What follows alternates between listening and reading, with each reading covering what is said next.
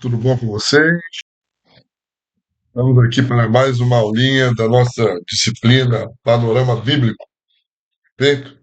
Vamos falar sobre família, aquela época. Vamos lá. Durante todo o período bíblico de Gênesis a Apocalipse, a família sempre foi muito valorizada. Isto foi tanto influência da lei mosaica quanto dos ensinamentos de Jesus. Perfeito? O cenário mais natural para o judeu, era a família constituída pelo pai, pela mãe e pelos filhos. O apóstolo Paulo, ao descrever o relacionamento carinhoso que os crentes deveriam ter entre si, usou a imagem da família em Gálatas 6:10. Mas estas famílias também tinham seus problemas, assim como as atuais. Havia problemas de maus tratos, conflitos entre pai e filho, e entre irmãos. Também havia adultério. Filhos não concordavam com a opinião dos pais, mas apesar destes problemas, corriqueiros e relativos ao ser humano, a família sempre foi a instituição mais importante da Bíblia. Nos tempos do Novo Testamento, a estrutura familiar já havia sofrido muitas alterações. Os pais tinham dificuldades em manter intactas suas tradições. A Palestina já havia sofrido diversas mudanças culturais por causa dos gregos e agora com os romanos. Tinham recebido forte influência externa. Pais e filhos não concordavam sobre cosméticos, práticas esportivas, vestimentas, práticas religiosas e outras coisas mais. Tínhamos uma sociedade modernista. E o que mais contribuiu para este modernismo foram os novos meios de comunicação e de transporte. Se tornou mais fácil viajar e a correspondência era remetida com mais facilidade e chegava ao destinatário mais rapidamente. As tais estradas traziam viajantes de todas as partes, cada um com suas ideias e seus costumes. Eram mercadores, operários, filósofos, etc. Quando Jesus apareceu, suas ideias sociais chocaram tanto os liberais quanto os preconceituosos, pois ao passo que ele pregava uma volta aos valores tradicionais, buscava também uma atitude de mais compaixão e compreensão entre as pessoas. Sua receptividade para com as mulheres e para com as crianças deixava as pessoas admiradas e escandalizadas. João 4:27 e Marcos 10:13 falam sobre isso. E alguns de seus ensinamentos sobre perdão e divórcio eram bastante diferentes do que as pessoas estavam acostumadas.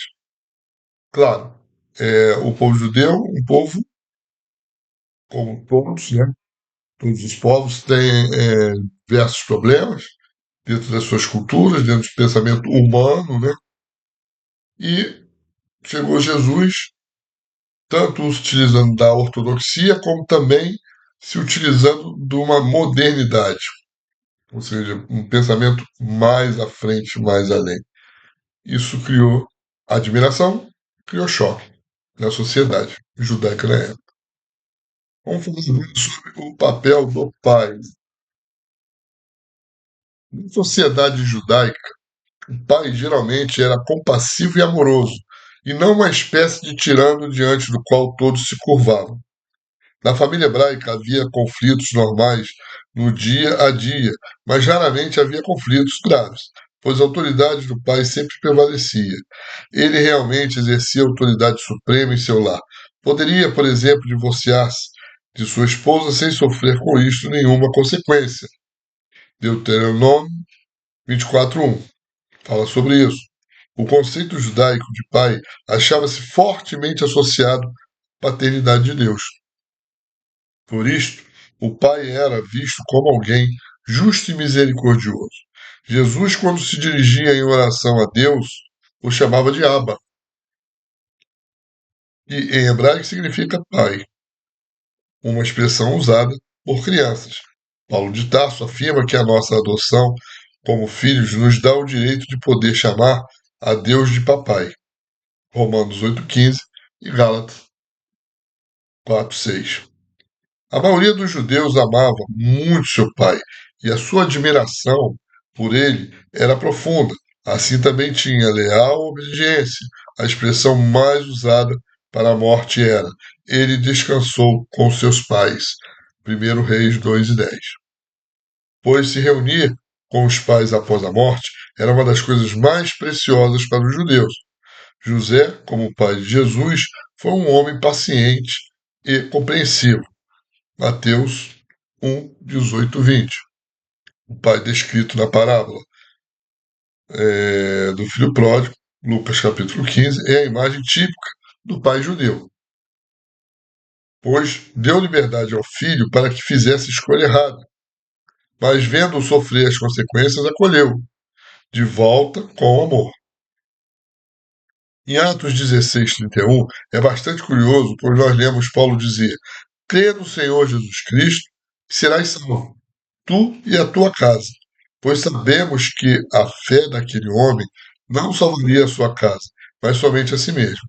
O significado dessa passagem é que, se aquele homem se convertesse ao cristianismo, toda a sua casa se seguiria nesta nova fé, e a obediência e a